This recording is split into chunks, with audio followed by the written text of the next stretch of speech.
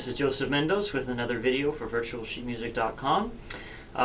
So I noticed on one of the comments that I received actually from a little while ago was in regards to learning how to develop agility, learning how to play fast.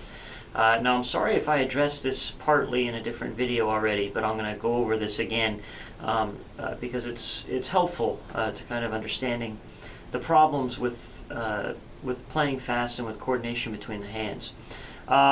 First of all, it's important to understand that playing slow and playing fast are two very, very, very different activities.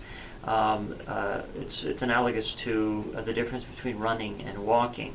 Certainly you're both moving your legs, but the actual feeling is quite different. For example, walking is very much similar to slow playing.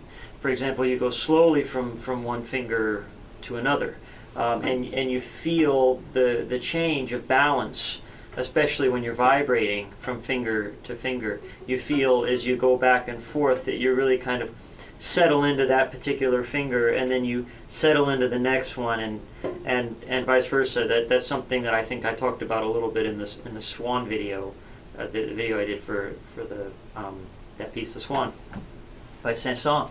Now fast playing is very different. Fast playing, actually, you don't want to settle in as much on each finger. Now this is a point of contention between me and some other string teachers, but it's my understanding that to play fast, since it is such a radically different technique, it's actually something that needs to be practiced. You actually need to practice playing fast.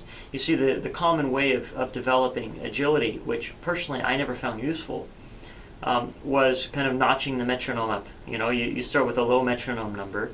Say you have a passage, for example, the Allegro Appassionato by the same composer, Saint-Saens, same composer as The Swan, which I think is on this website. There's multiple passages in there that require this kind of agility. It's very difficult to start, for example, this passage that's on the first page, kind of at the bottom, this that passage where you kind of go up the fingerboard like that. It's very difficult to start that passage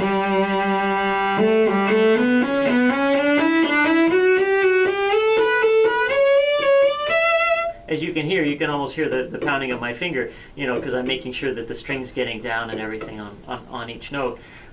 It's very difficult to go from that, which is quite obviously slow playing technique. I'm able to kind of take the time to even vibrate a little bit, as you can hear, or you can see, sorry.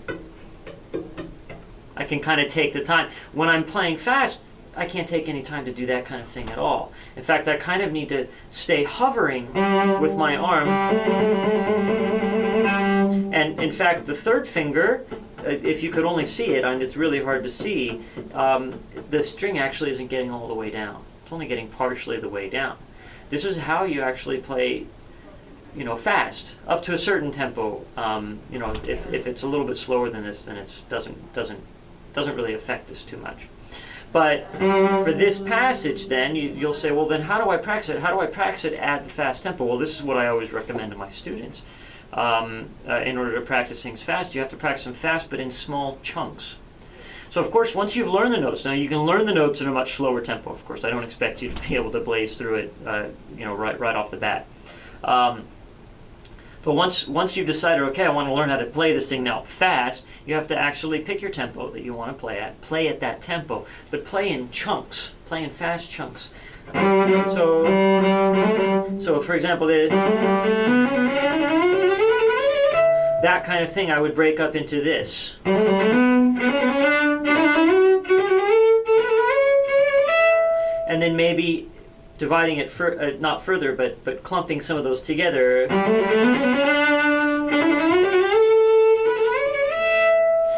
And then trying to go kind of like that, you know, and so you divide it up.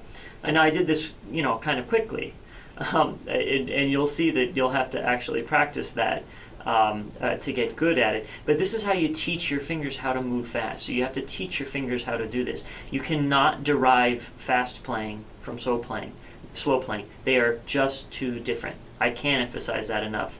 You will be toiling away for hours and hours and hours trying to get something faster if you practice it a lot slower. Now, I know that goes against the grain, that goes against what most people say, but this is just what I found to be true in my own playing, in my own teaching.